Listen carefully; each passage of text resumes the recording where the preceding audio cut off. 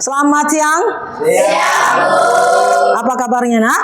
Sehat, bagus ya. Jadi sebelum kita memulai materi kita, Ibu akan absen dulu ya. Dwi, Hadir, Bu. Mikael, Hadir, Bu. Agnes, Hadir, Bu. Laila, Hadir, Bu. Rizka, Hadir, Bu. Karen, Hadir, Bu. Fitriani, Hadir, Bu. Murni. Hadir, Bu. Hadir semua ya? Ya. Sekarang kita akan masuk ke materi kita, yaitu tentang operasi dan aplikasi kecerdasan artifisial. Jadi sebelum kita masuk dulu, Ibu akan menunjukkan dulu sebuah video. Terima kasih Anda masih bersama kami di Kompas Malam. Kita ke informasi mancanegara saudara. Tiongkok kini punya taksi pintar. Taksi tanpa pengemudi ini memberikan jaminan keselamatan lalu lintas, kemudahan dan ekonomis untuk para penggunanya. Tidak ada seorang pun di belakang kemudi, tetapi taksi ini tahu persis kemana arah tujuannya. Ini adalah Apollo Robot Taxi yang diproduksi perusahaan teknologi raksasa asal Tiongkok Baidu yang sebelumnya dikenal sebagai operator mesin pencari. Apollo Robot Taxi mengangkut pelanggan di sekitar kota Beijing tanpa pengemudi. Baidu menerima lisensi pertama di Tiongkok pada bulan April lalu untuk mengoperasikan taksi tanpa pengemudi. Baidu mengklaim kendaraan otonomnya ini dapat membuat mengemudi lebih murah, mudah, dan aman. 车辆可以自行的不依赖人类去在路上运行的时候呢，它能实现多层面的社会价值。我们说底层的社会意义在于可以通过机器人的规范操作、理性操作和不存在疲劳驾驶的特点，能从而大幅减少人类驾驶员目前因为人类操作不当导致的恶性事故，就是这样的一个重大的亡人事故。 Salah satu pengguna layanan Apollo Robot Taxi mengatakan, moda transportasi robot ini terasa lebih aman dibandingkan dengan pengemudi taksi manusia. 像它不会就是人为的去一些那种违章呀，这些是不存在的。识别那种障碍物方面也是，我觉得识别障碍物还是挺清晰的，就是很敏感，有一些很小的，比如说咱们人有时候发挥不到的一些物体，它也能识别，就采取一些刹车什么的。 Meski tidak memiliki pengemudi, taksi ini memiliki pengawas di kursi penumpang. Layanan Apollo Robot Taxi kini telah diperluas ke Beijing, Shanghai, dan 8 kotanya. Apollo Go juga kini telah menyediakan 213.000 perjalanan pada kuartal terakhir tahun lalu, menjadikannya layanan taksi self-driving tersibuk di dunia. Oke. Setelah melihat video ini, video ini ya, perhatikan videonya tadi. Yang kalian dapatkan apa? Yang pertama dulu nggak ada pengemudinya kan? Pengemudinya. Apa nama taksinya? Apa tadi nama taksinya? Taksi pintar ya. Taksi pintar. Ada handphone pintar. Sekarang sudah ada taksi pintar. Kenapa bisa ada seperti itu? Kok bisa sebuah mobil atau lebih tepatnya taksi dikatakan pintar? Apa yang ada di dalamnya? Nah, itulah. Nanti kita akan mempelajari, ternyata di dalam mobil itu sudah ditanamkan sama dia, anak ya. Apa? Kecerdasan artifisial atau kecerdasan buatan. Itulah judul kita hari ini. Terima kasih. Lihat. Bersama kami di Kompas. AI, apa AI dulu? Ya, kecerdasan artifisial ya, itu bahasa Indonesianya, bahasa Inggrisnya artificial intelligence ya. Intelligence. Bukan hanya tentang mesin ya, tapi tentang kreativitas manusia. Jadi, mobil ini sudah ditanamkan dia kecerdasan artifisial, artinya dia pintar. Kenapa kita tahu dia pintar? Dia bisa mengemudi. Ibu saja tidak bisa mengemudi ya. Apalagi kalian ya. Nah, ibu saja tidak bisa mengemudi. Artinya dia sudah ditanamkan bahwa mengemudi ini seperti ini. Tanpa harus ada orang yang mengemudinya. Nah, itu ya. Apa tujuan kita Terima kasih. belajar ini? Nah, ini ya tujuan kita ya. Yang pertama, menjelaskan konsep dasar perangkat kecerdasan artifisial dan fungsinya. Kita paham dulu apa itu kecerdasan artifisial, ya kan? Oh, AI, semua sekarang ngomong AI. Tapi sebenarnya AI itu apa? Ya kan? Yang kedua, mengoperasikan perangkat AI sederhana. Kenapa dikatakan sini Ibu garis bawah ya, sederhana? Karena kalau memperdalam AI ini nak, bukan hanya 1-2 hari bisa kita bicarakan, bisa seminggu, bahkan 1 bulan. Karena kecerdasannya itu hampir seperti manusia dan terstruktur ya. Lalu menerapkan algoritma AI sederhana dalam simulasi atau perangkat nyata. Apa itu algoritma? Ibu yakin kalian udah belajar informatika ya? Apa itu algoritma? Ada belajar informatika kan? Ada algoritma dikatakan di situ kan? Ada. Algoritma. Nah, masih ingat algoritma apa? Tahapan. Kalau kita makan, kalau kita bisa bilang algoritma untuk mandi, maka ada tahapan untuk mandi. Yang pertama kita ambil handuk dulu ya kan? Tahap pertama. Lalu yang kedua kita masuk ke kamar mandi, buka baju. Nah itu algoritma itu namanya. Tahapan itu namanya algoritma. Nah itu ya. Lalu kita pelajari ini hari ini. Yang keempat itu adalah menunjukkan sikap tanggung jawab, kerjasama dan etika digital. Ibu akan menekankan kata etika di sini. Karena yang namanya AI sekarang anak-anak itu kalau mengerjakan tugas ya cari saja di internet dapat. Tapi ingat, Ibu garis bawahi kita juga harus ada etika. Jangan kita jadi seorang plagiat. Apa plagiat? Meniru. Yang penting saya ambil saja, mau dia benar, mau enggak. Yang penting inilah hasilnya. Tidak ada lagi yang namanya, oh ternyata ini salah, oh ternyata ini tidak sesuai. Tidak. Ambil copy paste, udah selesai. Ada seperti itu ya? Ada ya? Maka di sini kita juga belajar tentang etika, biar kita nggak dibohong-bohongi, ya. Kita lanjutkan. Lalu apa itu kecerdasan artifisial? Ini ya, kita masuk di sini ya. Ayo kita baca bersama-sama ya. 3, 2, 1 ya. Kemampuan pengambilan keputusan, pemahaman bahasa natural, dan pengenalan pola yang didukung oleh algoritma pembelajaran yang terus berkembang. Ya, ini dia. Ini berdasarkan banyak ya. Kalau definisi kecerdasan artifisial banyak, tapi Ibu ambil satu dari artikel What is AI dari IBM Cloudlearn ya. Ibu ambil di situ. Ini Ibu ambil. Apa itu kecerdasan artifisial? Itu kemampuan mengambil keputusan. Ini dia.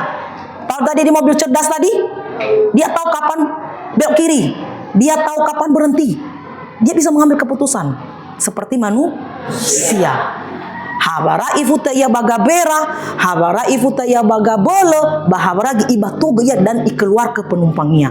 Dia bisa mengambil keputusan. Dan dia juga tahu ketika ada kucing lewat, dia ngerem. Itu ya, itu namanya smart, bisa mengambil keputusan. Pemahaman bahasa natural, dia bisa paham dengan bahasa. Kau pakai bahasa apapun dia akan bisa memahaminya. Dia belajar. Tadi barusan ibu punya apa namanya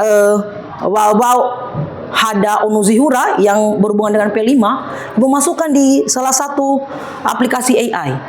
Itu kan bahasa Nias ya, tapi dia bisa. Bayangkan itu, dia bisa menuliskan dalam bahasa Nias, bukan bahasa Indonesia.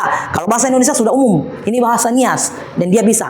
Nah, dia itulah kemampuannya, pemahaman bahasa natural dan pengenalan pola. Dia tahu pola. Berdasarkan pola itu nanti dia bisa mengambil keputusan dan didukung oleh algoritma pembelajaran yang terus berkembang. Berkembang dia ya nak ya, seperti manusia dia berkembang. Dia tidak berhenti, tapi dia berkembang terus. Nah, ini dia lagi, masih ada lagi. Kecerdasan artifisial adalah kemampuan mesin untuk meniru cara berpikir dan belajar manusia. Nah, Ibu mau tekankan, jangan kamu kalah dari AI. Berenang mana saya pakai mana dah? Awal bagu galua masuk. Apa ini? Buatkan ini sama saya, buatkan ini sama saya. Sudah, tidak ada lagi yang namanya etika tadi. Semua terserah Bapak Google, ya. Itu dia. Dia meniru kamu ya, meniru kamu. Nah, ini dia. Ini evolusi kecerdasan artifisial dari pertama, dia hanya simbolik. Hanya lambang. Hanya berbasis logika dan aturan lambang dia. Nggak terlalu bisa mengambil keputusan. Contohnya, tolong buatkan sama saya rambu-rambu lalu lintas. Dia hanya tahu itu, rambu-rambunya saja. Dia tidak menjelaskan kamu mau yang bagaimana lagi? Apakah rambu-rambunya dibuat dalam bentuk apa? Dia itu pertama, hanya berdasarkan simbolik. Lalu dia setelah itu dia pembelajaran mesin learning. Dia belajar. Ketika kita banyak bertanya sama dia ambilnya semua pertanyaan itu dan jawaban-jawaban itu, dia belajar. Yang mana yang benar, yang mana yang salah. Yang salah dibuangnya. Dia terus berkembang. Lalu yang terakhir ini adalah deep learning. Nah, ini deep. Apa deep? Deep. I love you Jesus, deep down in my heart. Apa deep? Dalam ya, dalam. Deep learning itu pembelajaran yang mendalam. Nah, setelah dia belajar, bukan hanya belajar saja, tapi dia mau belajar mendalam. Kalau istilahnya dia kupas sampai bijinya. Kalau dia makan kue ini, bukan hanya kulitnya yang dikupas, dagingnya dimakannya sampai bijinya dimakannya. Itu pembelajaran yang mendalam. Itu evolusi kecerdasan artifisial. Ini berbagai perangkat kecerdasan artifisial. Banyak ya nak ya. Sekarang kamu tadi ibu lihat, itu Gemini AI, itu salah satunya. Ya kan, sudah ada yang pakai Gemini kan? ChatGPT sudah kan? Nah itu, dia itu. Nah, Canva, ada yang pakai Canva? Ya itu, dia itu. Jangan kau bilang nanti, lihat Canva. Kalau kita tolong buatkan ini, di ChatGPT tolong buatkan ini. Maka dia akan menampilkan sama kita. Bahkan dia berbicara sama kita. Mau nggak kamu saya buatkan dalam bentuk ini? Pernah nggak itu? Seolah-olah kita berkomunikasi ya, kita sedang WA sama dia. Nah itu namanya kecerdasan artifisial. Dan perangkatnya banyak sekali ya. Ini dia. Kamu tidak jelaskan satu-satu ya. Kamu bisa cari nanti berbagai perangkat KA atau kecerdasan artifisial. Apa karakteristiknya? Apa ciri-ciri KA? Yang pertama dia belajar. Ya, makanya ibu bilangnya jangan kalah kamu sama KA ya. Dia aja belajar. Masa kamu nggak belajar? Belajar dari data. Lalu yang kedua, cirinya adalah beradaptasi. Artinya di lingkungan baru dia menyesuaikan diri. Dengan data yang baru dia menyesuaikan diri. Dia tidak terpatok pada data yang lama, tapi data baru dia beradaptasi. Bekerja menggunakan algoritma dan model prediktif. Jadi ada tahap-tahapnya. Makanya nanti dia tanya sama kita, kamu mau dibuatkan dalam bentuk apa? Saya mau buat ini. Kamu masih ada tambahannya? Oh iya, saya tambahkan ini. Nah, itu kan tahap-tahap ya. Bertahap dia. Sehingga nanti kita menghasilkan satu yang kita suka. Model prediktif. Prediktif itu adalah prediksi. Meramalkan. Buatkan saya rata-rata cuaca selama 1 tahun. Nah, dia akan memprediksi itu. Lalu yang terakhir, mampu mengenali pola tersembunyi dan membuat keputusan secara otomatis. Inilah kenapa KA atau AI dikatakan sebagai smart, karena dia bisa mengambil keputusan. Bukan hanya data aja yang diambilnya, tapi dia dari data itu diambil keputusan ini. Nah, itu hebatnya dia ya.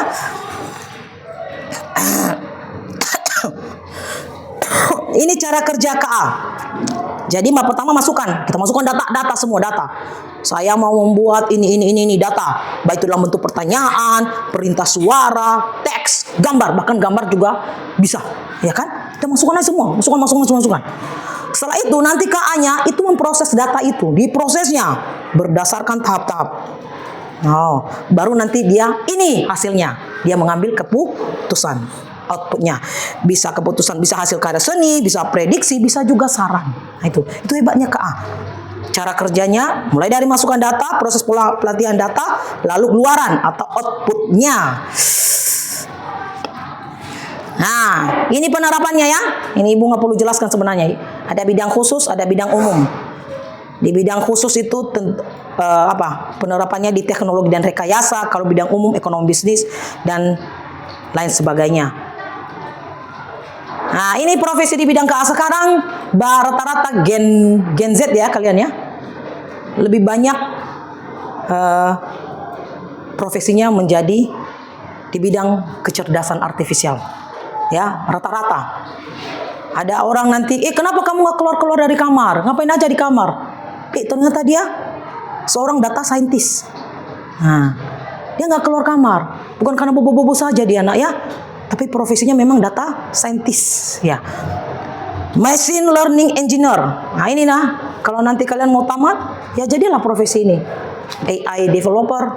Sekarang kalau di Facebook itu berwarawiri apa? Dikasihnya kita bagaimana cara mendesain interior ruangan. Ya kan? Ada pernah kalian lihat itu? Nah, ini ruangan ini bisa kita desain. Nah, itu salah satu AI developer ya. Selanjutnya, ini tadi etika. Mana ini kok etikanya kok nggak ada ya? Aduh. Ada etika ya. Sebentar, Ibu lihat dulu mana etikanya. Etika.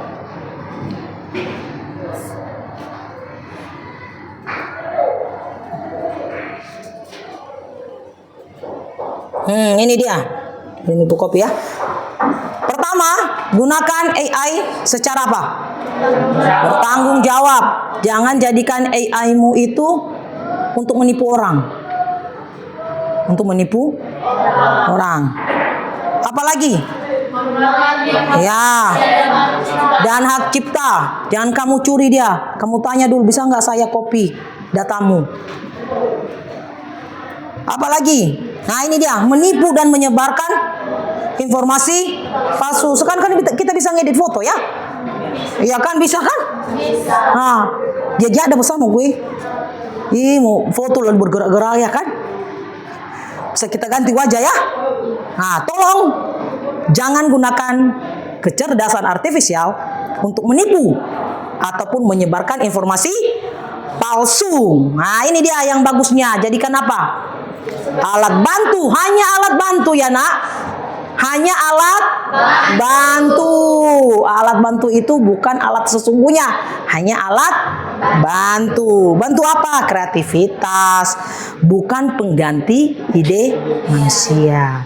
Jangan kau makan tok semua, tidak kamu filter ya. Lalu sekarang Ibu yakin sekarang sudah tahu semua bagaimana cara membuat kita masuk ke ChatGPT ya, salah satu aplikasi. Coba dulu buka semua ChatGPT-nya. ChatGPT-nya. Sudah ada yang pernah bekerja di situ kan? Sudah. Kita akan di ChatGPT, kita akan belajar tentang prompt atau perintah yang akan mau kita tanyakan, kita mau minta sama AI-nya ya. Yang Ibu minta sekarang seperti ini ya. Setiap orang nanti bisa buat poster. Poster ya, terserah poster apa aja. Mau poster P5 yang sekarang sedang heboh-heboh kita, atau poster kalau ada jualanmu, kau buat poster jualanmu boleh dengan menggunakan ChatGPT. Oke, sebelum itu dulu ada pertanyaan. Sebelum itu ada pertanyaan tidak? Ada pertanyaan? Tidak ada ya? Ya, mudah-mudahan bisanya kalian nak ya. Oke, kita coba ya. Ini tahap-tahapnya. Pertama dulu, perintah pertama, buatlah poster P5. Kita lihat bagaimana jawabannya ya. Kita minta dia membuat poster P5. Nah, dia tanya samamu, tema P5-nya apa? Nah, itu kan? Itulah yang nanya kita kecerdasan hati. Kita seolah-olah sedang berbicara. Karena berdasarkan nanti data yang kau masukkan, dia mengambil keputusan. Sudah semua dulu ya masuk chat GPT ya. Nah, untuk masuk chat GPT, lebih bagusnya kamu login ya nak. Kamu punya email, kamu login. Login ya. Ada emailmu kan? Nah, masuk. Bagusnya. Nah, seperti sama Ibu sudah login Ibu ini, Srejan Roto. Ibu sudah login di sini. Nah, Dilojinkan dulu. Hi, glad to meet you. Nah, apa? Try voice ya. Where should we start? Sudah? Ini kita pilih temanya. Apa tadi yang barusan tadi?